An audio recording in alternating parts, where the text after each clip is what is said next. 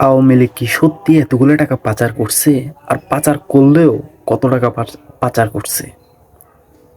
কালকে একটা টক শোতে যে খালেদ মহিউদ্দিন, আপনারা চিনেন, উনি পররাষ্ট্র উপদেষ্টার সাথে কালকে একটা টক শুনেছেন। তো ওইখানে উনি নিজে প্রশ্ন করছেন যে বাংলাদেশ থেকে আদত কত টাকা পাচার হয়েছে।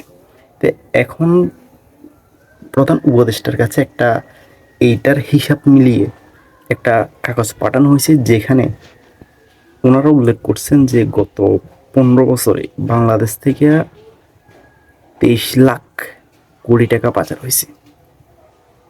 যদি এতগুলো টাকা পাচার হয়, তাহলে এ দেশের অর্থনৈতিক ব্যবস্থা কি পরিমাণ ডাউন, এবার আপনারা ভাবলেই চিন্তা করতে পারবেন।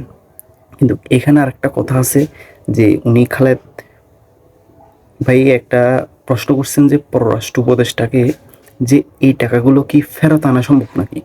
এখন উনি এক কথায় বলে দিল যে যে এগুলো ফেরত আনা সম্ভব না, কিন্তু কিছু টাকা ফেরত আনা যেতে পারে।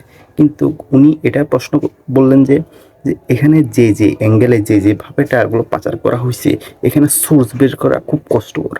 আর এই টাকাগুলো একদিনে পাচার হয় না, 15 বছরে পাচার হয়েছে। তো এখন যদি এই পরিমাণ অর্থ যদি ফেরত আনা না যায়, বাংলাদেশের অর্থনীতি কি পরিমাণ ডাউনে চলতেছে, এটা আপনারা বুঝে নেন। আর এই জন্য বাংলাদেশের গভর্নরকে 22,000 কোটি টাকা আবার নতুন করে ছাপানো হয়েছে।